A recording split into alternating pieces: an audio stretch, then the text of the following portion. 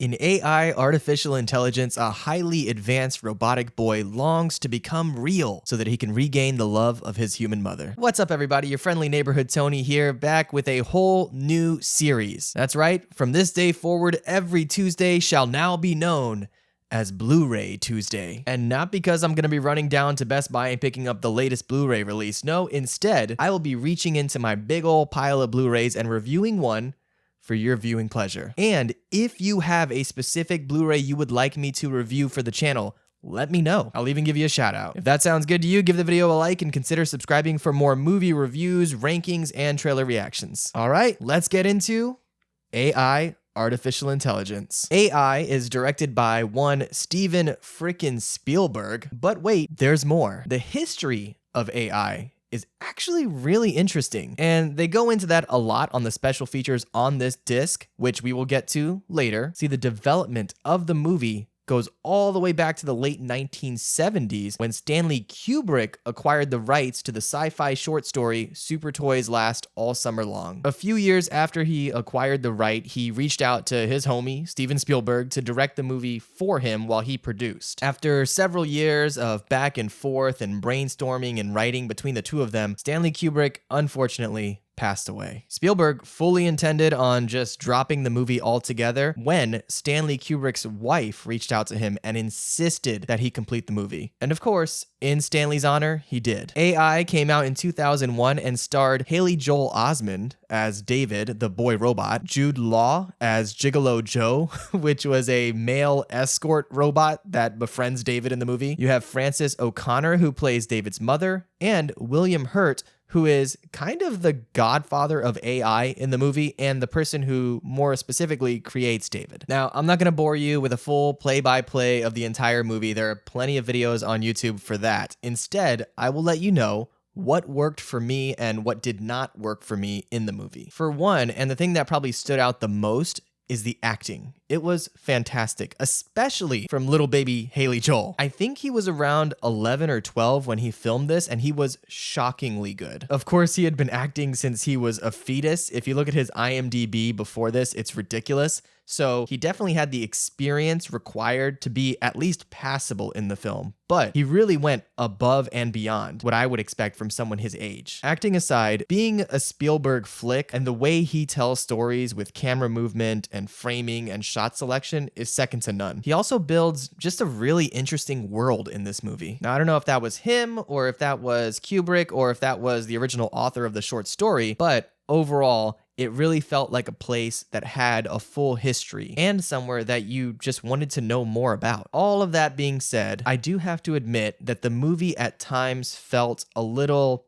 disjointed. I think this is something that happens a lot when there are just too many cooks in the kitchen, or if you have a movie that's just been written and rewritten over and over again. You end up with this kind of Frankenstein version of a movie with a bunch of parts that are all good, but just don't really fit. Although Kubrick and Spielberg are without a doubt two of the greatest filmmakers of all time, obviously they are on my Mount Rushmore. They have two very distinct and very different styles. From what I've heard, that's actually a big part of why Kubrick reached out to Spielberg, because he knew he had a different style of storytelling. And also, shockingly enough, the parts in the movie that feel the most Kubrick in nature, from what I've heard, were actually produced and created by Spielberg. And the really Spielberg-y parts, specifically the ending, was actually a brainchild of Kubrick. If that's true, it almost feels like they were trying to mimic each other. Again, I don't know if that's true. That's just what I've heard. It's hard to say for sure. Either way, I do have some problems with the pacing of the movie, and more specifically, what felt like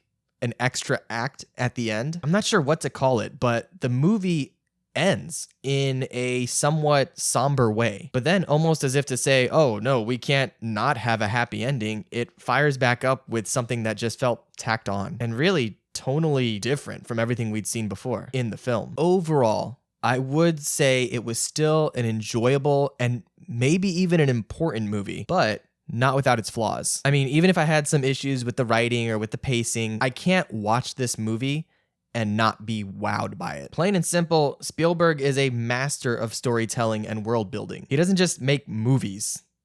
He makes magic? That sounds lame. All right, Before we get into the Blu-ray specs and the special features, if you are enjoying this video, please consider subscribing to the channel and join me on my climb to 200 subscribers. If you're not sure you want to subscribe just yet, that's cool. If you could just leave a like on the video while you're here, I'd appreciate that too. All right, on to the disc. So, sadly, AI is not available on 4K Blu-ray just yet. As far as I could tell, there was only one major Blu-ray release here in the United States, and the picture and audio quality of this release, in a word, is okay. It's not anything to write home about, but it is certainly an improvement over the DVD picture and sound, just not by as much as I'd like to see. So if you are looking to pick it up, go ahead and scoop up the Blu-ray. If you have the DVD already, you're gonna get a slight boost in picture and sound quality, but I don't know if it's gonna be worth it for you. Now, as far as the special features are concerned, there's a lot to dig into here. Of course, as Spielberg is off to do, there is no director commentary track on the movie, which is my pet peeve. Tell us your secret, Spielberg. All that said, there is still plenty else on the disc. Up first is a 12-minute featurette called Creating AI, which is more or less a history of the film, from concept all the way through production. Then you've got another featurette, about 15 minutes, called Acting AI. This one's actually pretty cool because you get to hear a young Haley Joel Osment talk about his character and his acting process, which I know what you're thinking, what kind of process could a 12-year-old have? But this kid was honestly so far beyond his years as an actor. It's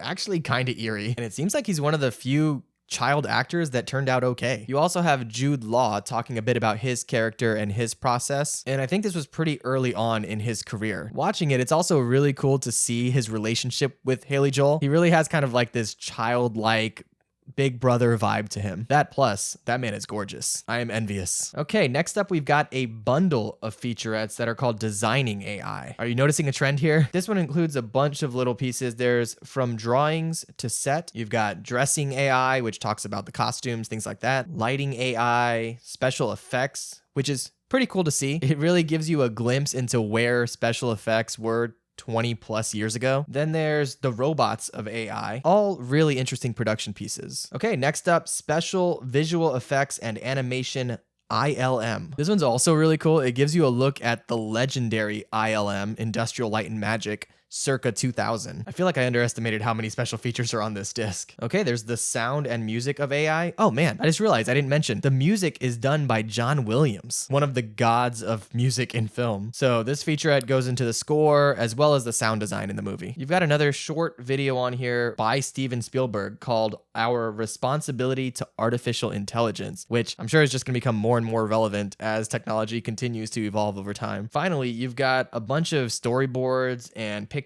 and slideshows and a couple of theatrical trailers as well. And that's it. That's everything you get on the disc. It's quite a bit, even though you don't get the commentary track, but you don't get the commentary track on any Spielberg movie, so what are you gonna do? Ultimately, the reason I own this movie and why I recommend it to you is that it's actually a piece of history. I mean, for one, you've got Steven Spielberg and John Williams, which is always reason enough to buy or watch any movie, but it's kind of the last piece of Stanley Kubrick's cinematic history. I know people say Eyes Wide Shut was his last movie, but this is really the last piece of him. And if you're a cinephile like I am, I mean, how could you not own it? But of course, these are just my thoughts, my opinions. Let me know yours in the comments below. Have you seen AI artificial intelligence? What did you think? Otherwise, let me know, what's your favorite movie involving AI? I think mine would be 2001 Space Odyssey, which is oddly enough another Kubrick film. I've also got a playlist right over here with all my most recent movie reviews. If you'd like to hear my thoughts and maybe get some recommendations, click right on into there now. All right, that's going to be it for me. Thank you so much for hanging out today,